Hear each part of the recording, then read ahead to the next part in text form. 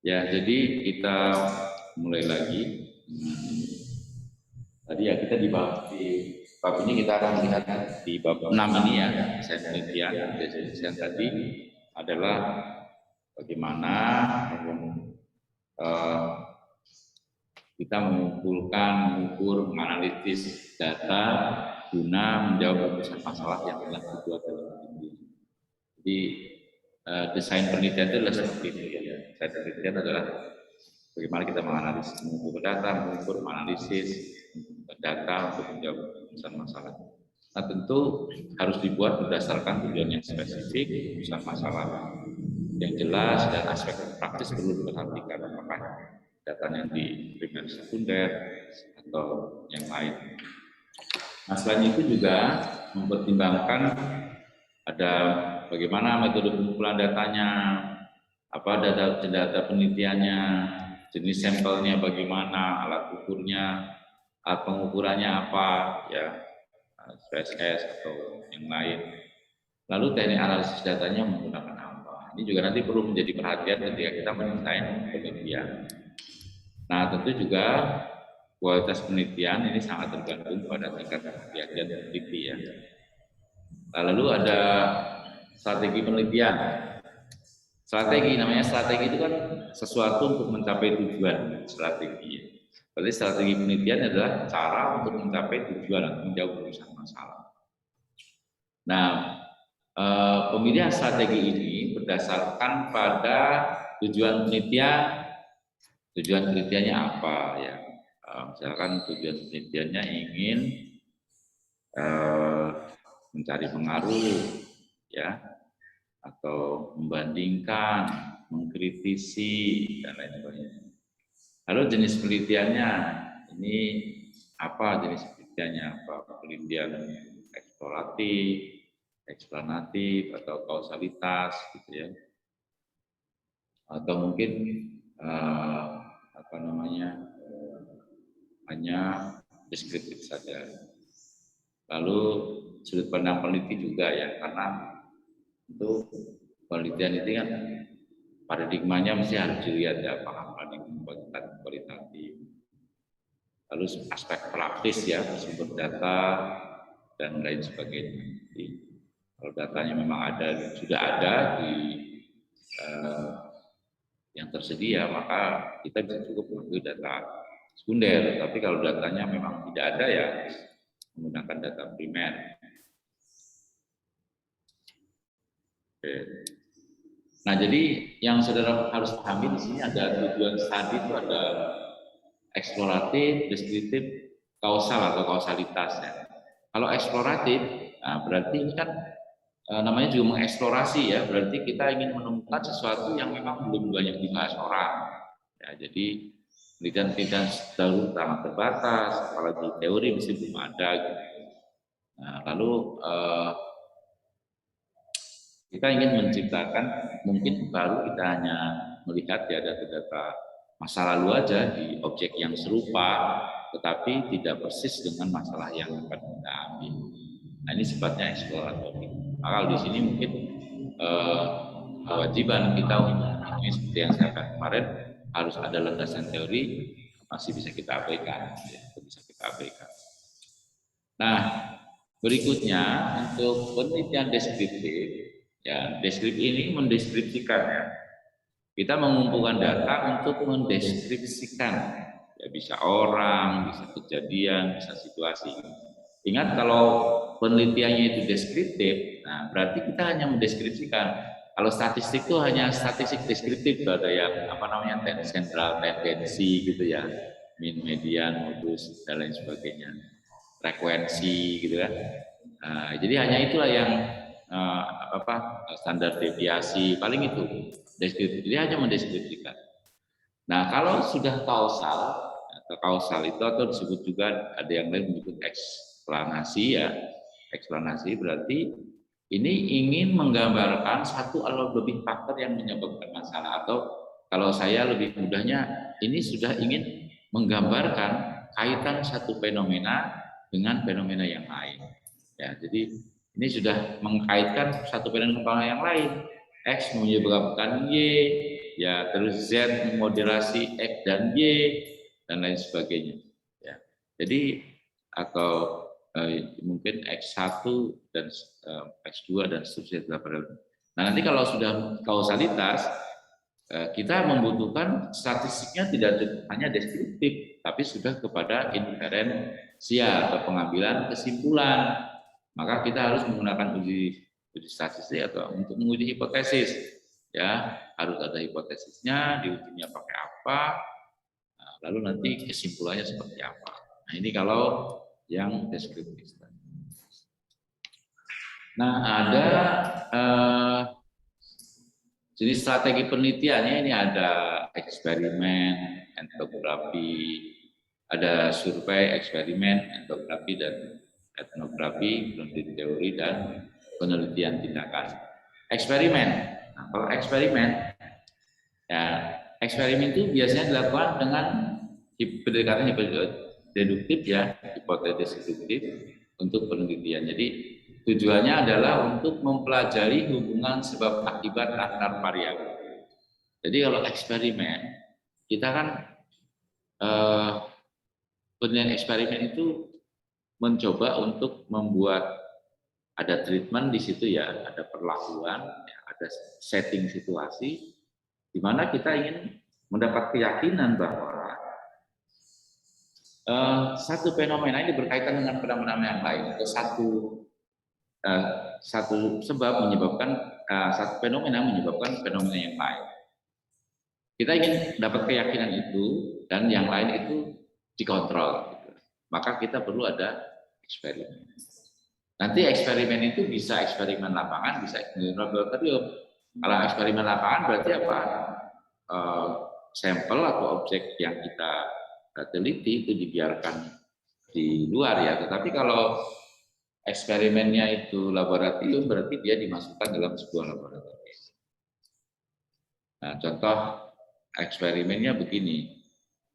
Contoh misalkan ya kita ingin menguji pengaruh suara terhadap atau kebisingan gitu ya terhadap produktivitas ayam bertelur. Kalau kita survei, nah nanti yang survei kan ya survei cuma mengumpulkan saja lalu dia diolah interpretasi. Kalau survei mungkin kita tinggal ngambil beberapa sampel data di peternakan-peternakan yang cari di tempat yang itu ya yang sepi, cari di peternakan yang agak ramai, cari di peternakan yang ramai sekali di pinggir jalan raya sebelahnya rel kereta ada pasar di situ sekalian ramai sekali. Kita hanya ambil data saja lalu kita analisis. Tapi kalau kita pengen lebih kuat karena bisa jadi ya di setting survei tadi, setting di luar tadi, kita tidak tahu apakah memang suara yang mempengaruhi produktivitas atau yang lain, karena kita tidak mengontrol makanannya, tidak kita kontrol, minumannya tidak kita kontrol, kemudian vitaminnya tidak kita kontrol. Nah, kalau eksperimen lain dibawa ke laboratorium, semuanya dikontrol, makanannya kita kontrol, minumannya kita kontrol, vitaminnya kita kontrol, suhunya kita kontrol, cahayanya kita kontrol. Yang membedakan hanya satu, kita setel suara dari mulai yang sangat sepi, lalu ada yang sedikit mungkin agak bising, sampai yang sangat bising sekali. Nah, ketika semua sudah dikontrol dan ternyata ada pengaruh suara terhadap atau kebisingan terhadap produktivitas bertelur, maka dengan sangat yakin kita bisa mengatakan ada pengaruh suara terhadap produktivitas telur. Beda dengan ketika kita survei di luar tadi, karena kalau survei di luar masalah banyak hal yang tidak terkontrol kan gitu. Ya. Lalu kalau etnografi ya, kalau etnografi berarti ini si peneliti langsung mengamati, mencatat dan terlibat dalam kehidupan sehari-hari si objek ya, objek etnografi. Biasanya di penelitian kualitatif. Jadi dia memang terlibat di sana. Jadi kalau misalkan bagaimana kaum minoritas dalam berdagang bisnis misalnya. Kemarin ada mahasiswa saya yang meneliti tentang keberhasilan pengusaha Muslim Tionghoa di Pontianak. Tionghoa itu minoritas, ya baik dari sisi etnis, dia minoritas. Lalu dia berbisnis seperti apa? Logikanya meskipun dia Tionghoa, ya, tetapi dia Muslim, ya. Jadi harusnya orang Muslim mungkin ya lebih memilih ke sana. Ini faktanya seperti apa ingin diteliti. Nah, dia terlibat di situ, jadi masuk ke sana, bergaul, mengamati, dan kalau perlu dia masuk ke dalam kehidupan. Jadi disebutkan program. Nah, kalau case study ini berfokus pada pengumpulan informasi tentang objek, peristiwa, aktivitas tertentu seperti misi tertentu untuk direplikasi. Jadi kalau case study itu biasanya ya kita ingin menerapkan satu konsep kepada tempat tertentu. Jadi perusahaan ya satu perusahaan. Kalau paling sebagian 2 perusahaan. Ini banyak teman-teman kadang-kadang salah.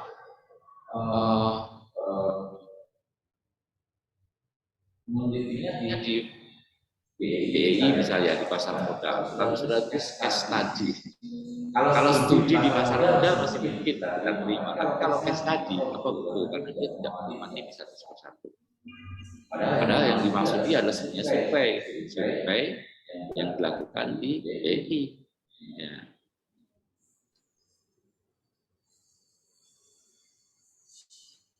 Nah, kalau grounding teori berarti apa? Kalau grounding teori memang kita ini mengkonstruk sebuah teori dari penelusuran fenomena yang ada. Jadi biasanya cenderung kepada individual. Jadi dari fenomena yang ada, lalu kita ingin buat sebuah teori gitu ya. Ini disebut dan. Nah, kalau action research ini adalah strategi penelitian yang mempengaruhi perubahan yang direncanakan. Dirancang. Jadi kita sudah ada ya, baik itu adalah sudah berjalan, kita amati. Lalu kita mencoba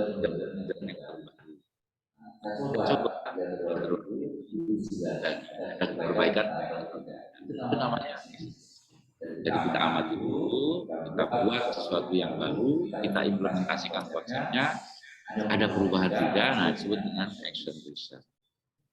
Oke. Begitu. Yang di rumah pada tinggal yang di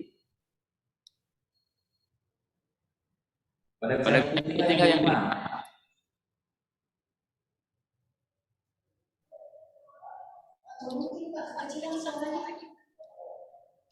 Halo, suara saya kedengaran enggak? Iya Pak. Iya Pak, kedengeran Pak. Sampai kok. Kalau pakai masker kadang kayak kesaring gitu. Iya benar. Saya ikuti ya. Nanti pertanyaannya kalau sudah selesai mau langsung ditanyakan. Iya Pak. Kalau sekarang nanti tidak selesai. Ya.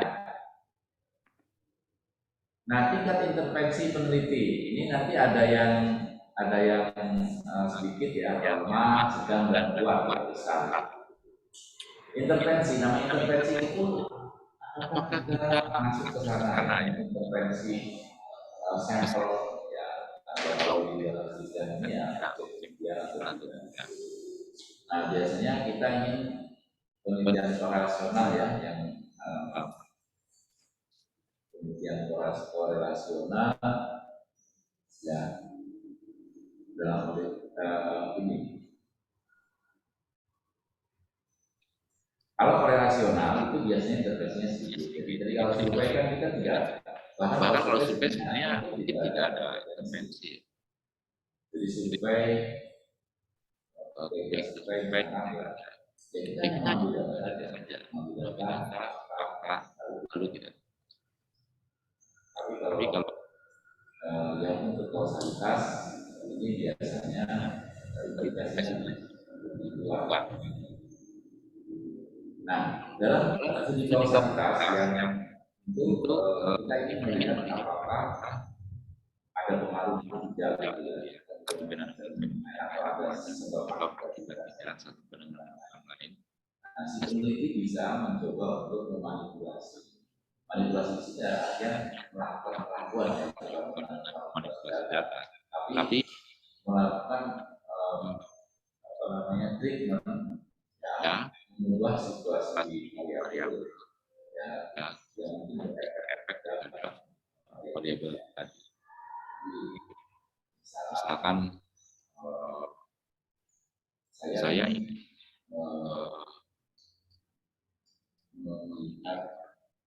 misal begini ya, saya ingin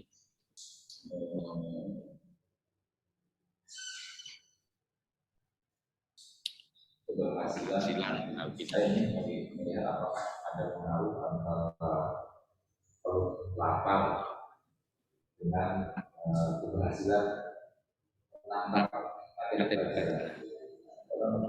orang berpuasa itu diletakkan pada banyak orang lainnya sehingga akan mudah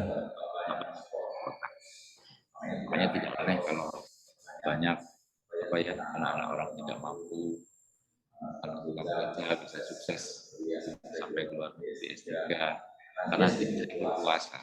Bahkan orang zaman dulu tarekat apa tarekat atau laku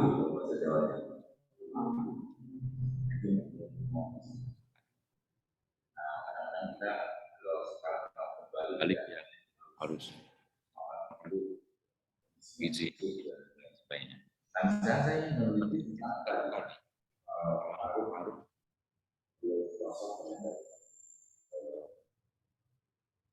aktivitas pembelajaran. Saya bisa membuat treatment dengan cara misalkan ya satu kelompok berpuasa satu kelompok setiap pagi sama-sama makan ya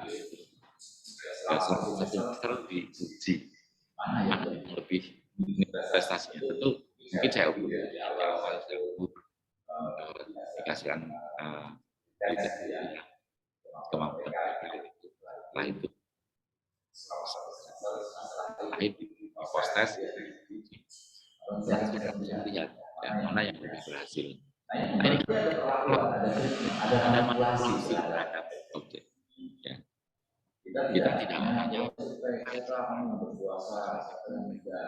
tetapi itu betul-betul kita ada di situ. Nah di sini disebutkan ada pelabuhan yang intervensi dari sini. Nah, situasinya juga sama, situasinya ada lapangan atau natural atau ya alam kalau ya artificial ya. Jadi situasinya dibuat sekolah caranya situasinya nyaman kerjanya dibidik itu produktivitas dan kenyamanan bila situasinya dibuat yang satu sangat nyaman yang satu dibikin tidak nyaman ya nah ini situasi yang peneliti ya. Ada kejadian nah biasanya studi kausalitas itu namanya tidak diakui ya yang rasional. Kalau kita sedikit lalu ada yang eksperimen lapangan itu lebih lumayan ya intervensinya. Nah yang lebih kuat lagi eksperimen dan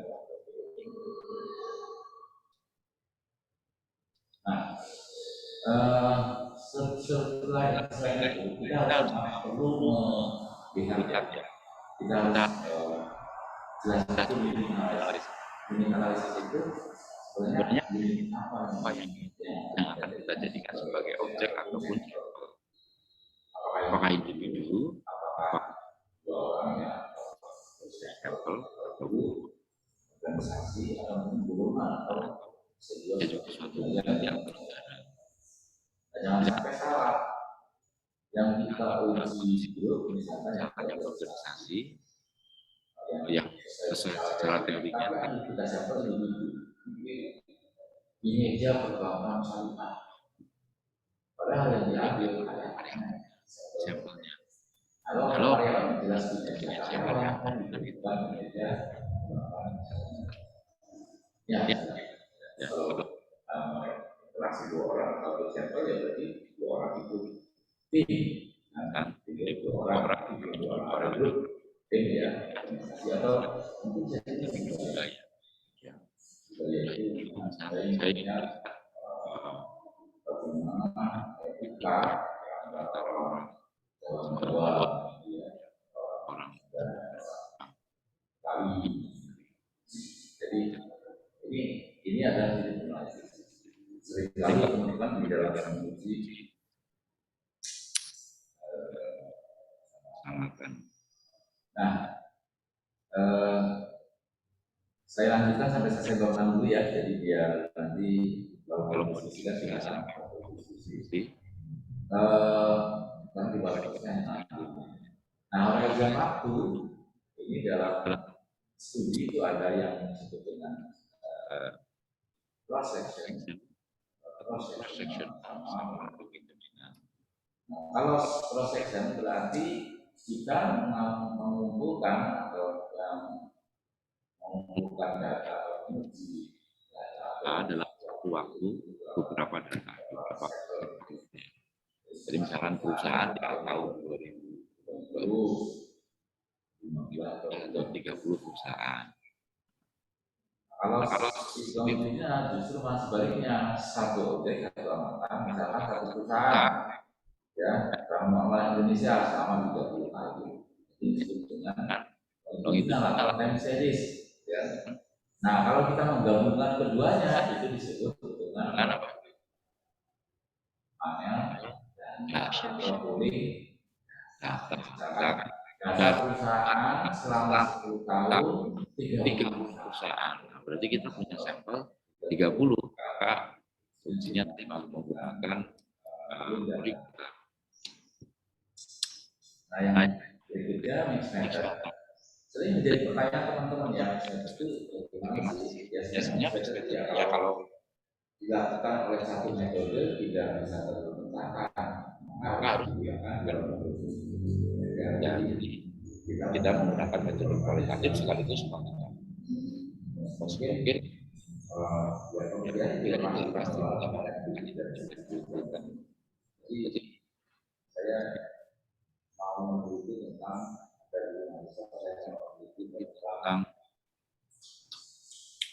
gaya hidup muslim ya, gaya hidup halal itu ya, terhadap referensi atau memilih bank syariah.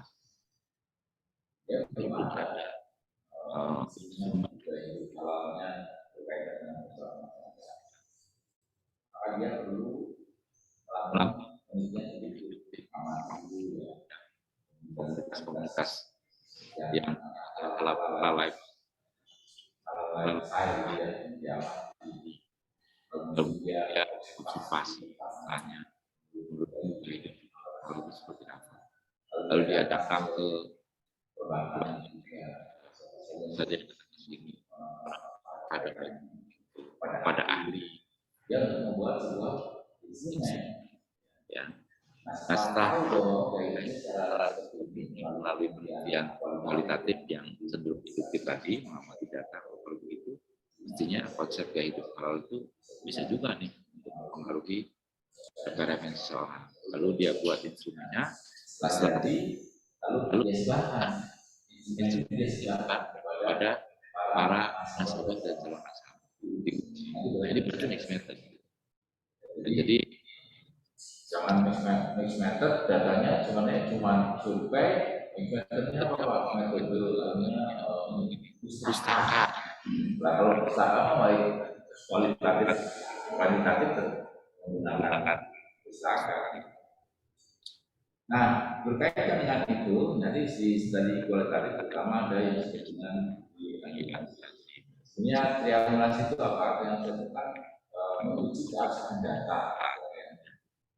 Menguji keabsahan data. Kepentingannya bagaimana? Dalam penelitian kualitatif, ya, pengujian keabsahan data ini penting. Apa? Karena sampelnya terbatas atau objeknya terbatas. Kalau di penelitian kualitatif kan kualitas datanya sudah dilakukan dari awal. Jadi yang kita membuat instrumen, misalkan kita sebarkan, ya, diuji dulu kualitas dari instrumennya. Ya. Lalu setelah disebarkan saja sudah instrumen, maka kita perlu menguji pada sektor.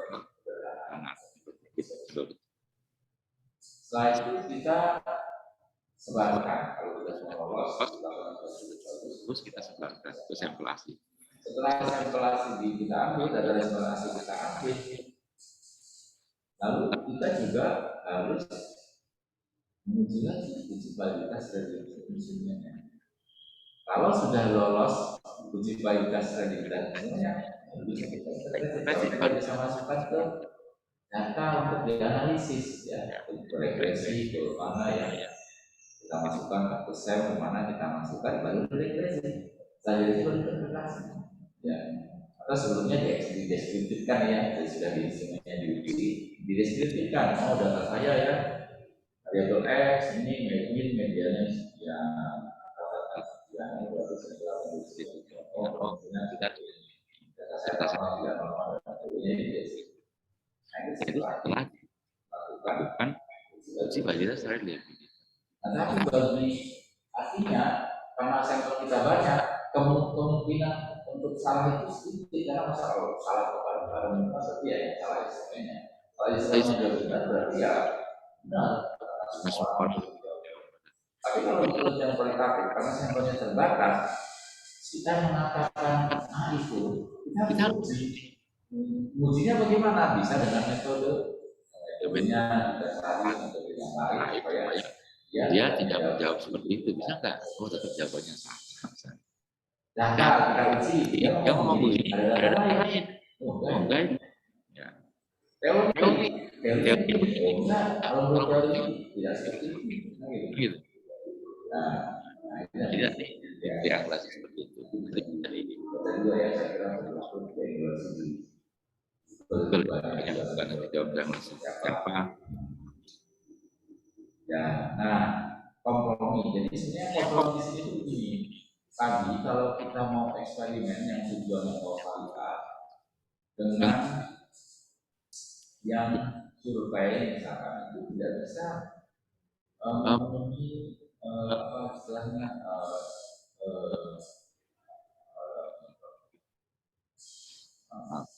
istilahnya kualitas, ya, kualitas internal.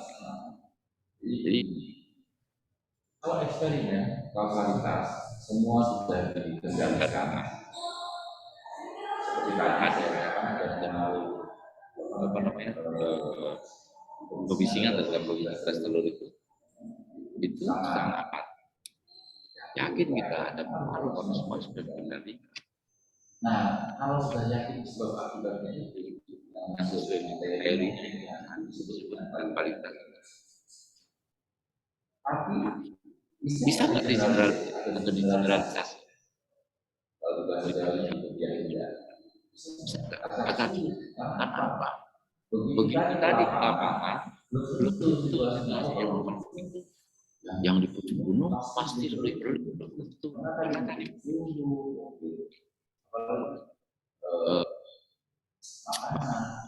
ya. Tapi kalau kita surveinya di lapangan, ini bisa digeneralisasi. Kenapa? Ya memang artifisial, tidak ada. Atau kualitas eksternalnya untuk yang survei atau yang harus jauh lebih bagus daripada yang kualitas eksternalnya. Kualitas internalnya paling tingginya ya kualitas internalnya itu jauh bagus yang siapa? Ya, jadi keyakinan kita akan mempengaruhi B sesuai dengan teori yang diteorikan dan sebagainya itu juga lebih bagus kalau kita pakai eksperimen. Tapi tidak baik atau tidak bagus ketika kita coba untuk digeneralisasi. Sebaliknya hasil survei lebih bisa kita generalisasi karena itu kita atur. Nah, dalam penelitian selalu ada trade-off. Ya, salah satu kualitas internal. Kita tidak bisa memenuhi dua-duanya. Kalau kita mau kualitas internal, ya eksperimen. Kalau mau kualitas eksternal, baik. Ya, kalau dua-duanya kita penuhi, tidak sulit. Kecuali penelitiannya dilakukan 2 kali. Ya, paham, saudara-saudara yang ada di rumah? Nah, saya impresi lagi. Sampai bab ini dulu ya. Saya buka pertanyaan karena saya buka pertanyaan. Mungkin dari yang ada di sini dulu, ada yang mau bertanya atau yang di rumah?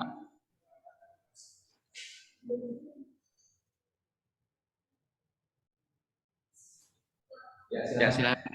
Nama Pak? Boleh isi dulu. Nurul Hidayat. Kita dulu. Ini kan aktif selalu kegiatan atau saya 6 menit.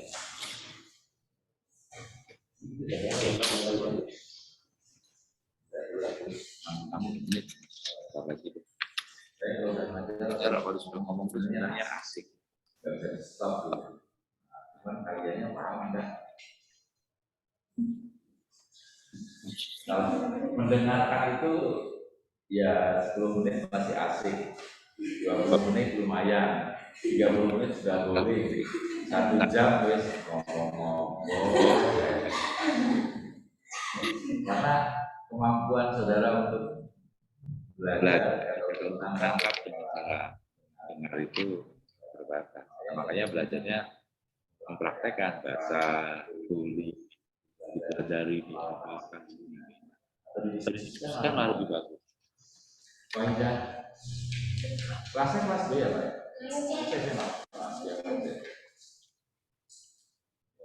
Nurul Wahidah Hidayah. Apa Mbak Nurul?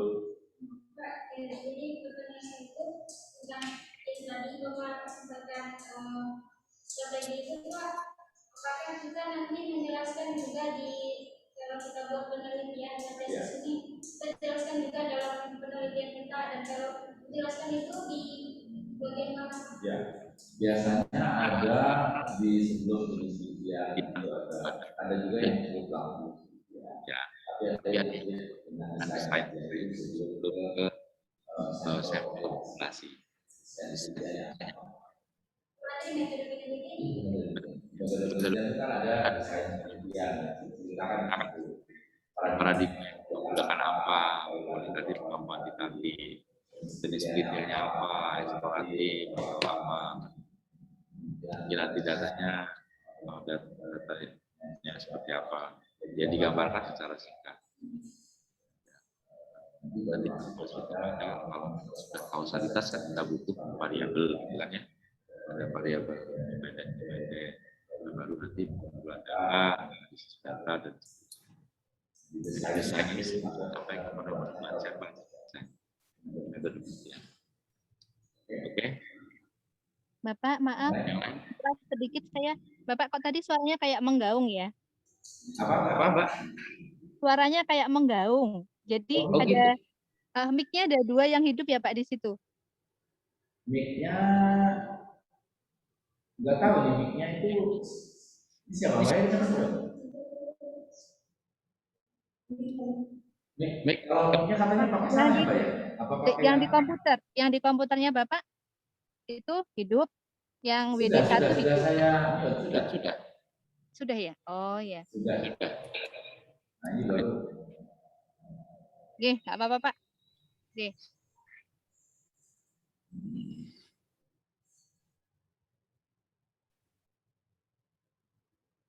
Ada pertanyaan? Dari mana? Saya bisa Pak. Boleh. Tapi kelas A. Apa?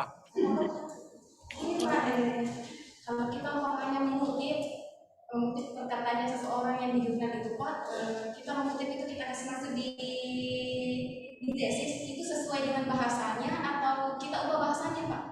Sebentar, namanya Wahidatul Rahman, Wahidatul Rahman Pak. Wahidah Rahman. Oke, kalau ada. Halo.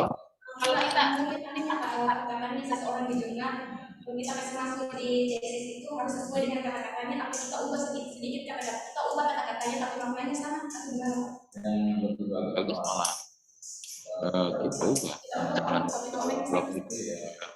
Biasanya kalau persis yang di sana meskipun kita mencantumkan ini akan terkena teks plagiarisme dan di Turnitin atau alat-alat plagiarisme cek itu.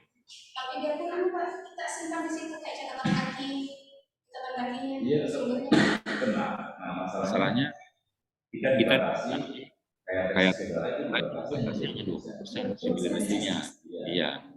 Makanya sebaiknya mengungkapkan dengan bahasa saudara. Tapi kita sumbernya, ya, lalu saudara sumbernya.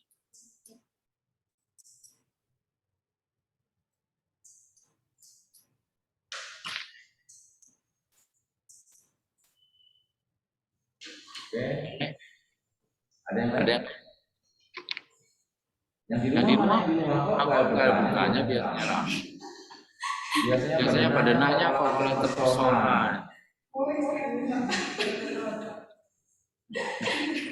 Supaya enak, ayo pada daftar ya kuliah di sini enak loh teman-teman, coba lihat. Udah bisa lihat kan teman-teman yang sedang kuliah itu. Itu boleh nyusul, Pak. Baru vaksin 2, Pak. Ini kelas Itu nanti boleh nyusul, Pak. Oh. Pak, boleh nyusul. Ya boleh siapa? Boleh ya? Iya. Enggak, Pak. Itu berarti tatap mukanya boleh nyusul. Kenapa? Tatap mukanya itu boleh nyusul, Pak. Boleh. Pokoknya begitu nanti ini ya, begitu nanti sudah terpenuhi syaratnya, sudah upload, silakan saudara tutup langsung. Siapa? Asik ya, kita tidak sekali lagi teman-teman jangan khawatir karena kita sudah menerapkan prokes ya. Coba tadi mbaknya bisa melihat keamanan dari masuk, ya tangan arahnya, terus juga boleh dan ada petugas, kelas ada sanitizer. Jadi tidak tolong sampaikan kepada Bapak Ibu Saudara ya, orang tua, nggak usah khawatir, aman, kuliah di PB tidak sembarangan. Gini Pak, maunya. Ya. Apakah waktunya lagi cuma sejam Pak? Ya, peraturannya tetap mukanya tidak bisa ditambah Pak. Sedikit sekali 1 jam. kurang. Iya Pak. Ya berdoa aja supaya ini apa namanya sudah PPKM-nya turun. Kalau PPKM-nya turun nanti bisa ditambah lagi. Sebenarnya pertimbangan 1 jam itu ya salah satu karena kita masih kebijakan kuliahnya kan listrik mati. Kebijakannya kan masih blended ya. Ada saudara yang dari ada teman-teman yang di rumah yang dari kebijakan kampus itu dari itu hanya untuk yang kita masuk berpikir manusia ya berpikir kuota. Pada tempat lain sudah tidak berpikir kuota.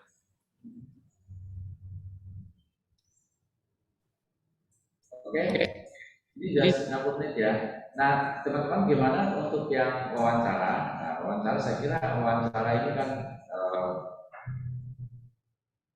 menurut saya tidak sulit ya. Wawancara nanti saudara bisa kita wawancara sebenarnya kumpulan data dan informasi dengan data primer lalu dengan tadi wawancara. Sesungguhnya di metode wawancara primer itu ada dua aplikasi yang ada dengan dalam wawancara nanti ada yang disebut wawancara struktur dan struktur. Yang struktur berarti kita sebenarnya sudah tahu karena secara struktur kalau saya menangkap ini saya buat angka yang pertanyaan ya supaya nanti dia pertanyaan ini berikutnya saya jawab saya tanyakan ini saya jawab kalau dia jawab ini saya tanyakan ini kita tapi kalau tidak kita tidak paham ya kita kita secara teoris nggak jelas sebenarnya apa ya yang ini kita mungkin juga kita mereka gitu kayak sesuatu aja gitu. Kita yakin. Nah tentu di wawancara kita perlu ada latihan ya, perlu ada latihan wawancara.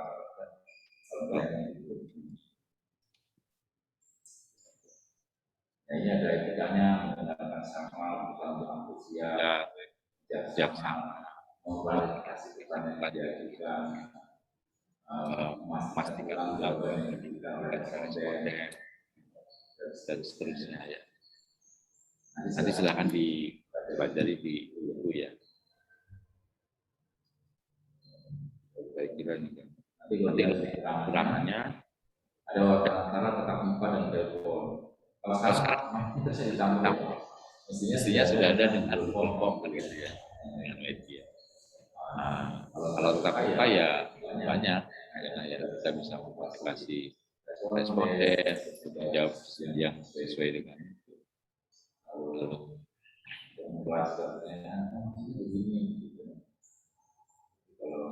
Lalu kalau telepon ya tidak bisa mengkonfirmasi. Tapi pasti kekurangannya dia menghabiskan banyak biaya. Begitu responden meragukan informasi atau apa, meragukan sampai positif.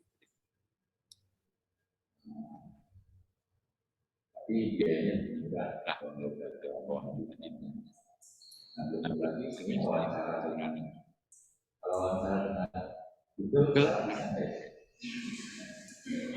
kan bisa dengan pertanyaan dengan mereka jawab. Nanti dikirim lagi mungkin terlalu lama ya. Ya, bagaimana untuk mengadili bias gitu ya dalam interpretasi.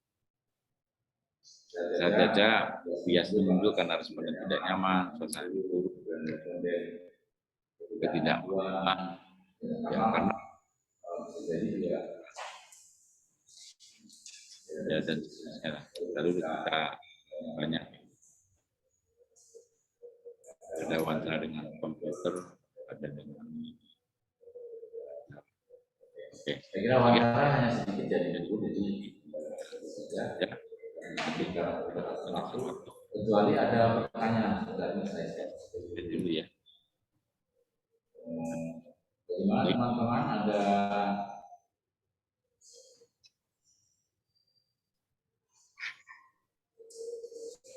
Iya, Pak. ada pertanyaan?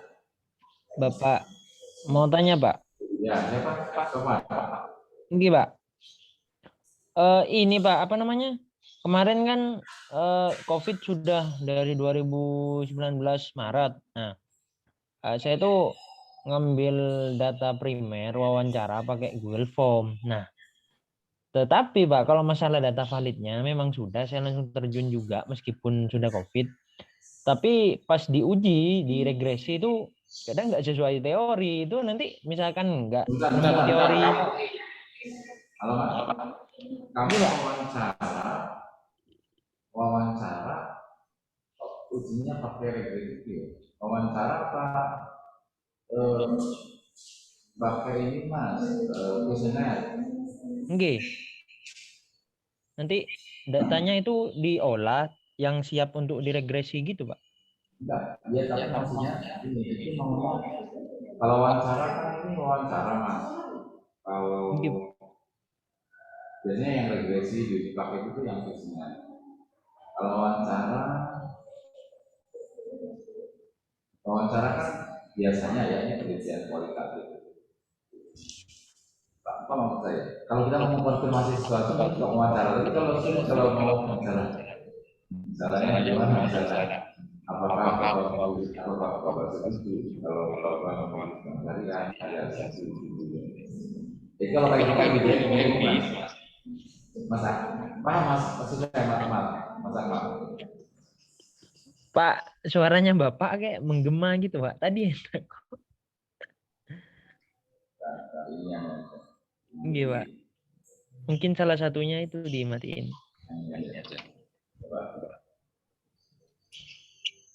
Sekarang kedengeran. Nggih.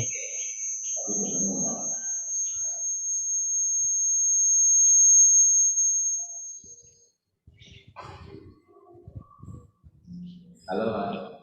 Nggih, Pak. Gini, kamu kalau mau registrasi biasanya pakai paslap Kristen, Nggih. Pertanyaannya gimana? Biasanya kalau yang punya saya itu kemarin kan biasanya nanya luas lahan, terus kemudian jumlah tenaga kerjanya berapa di setiap satu lahan. Jadi setiap satu lahannya itu membutuhkan bibit berapa ribu bibit. Terus kemudian tiap harga bibit per satu kepal itu berapa itu ya Pak?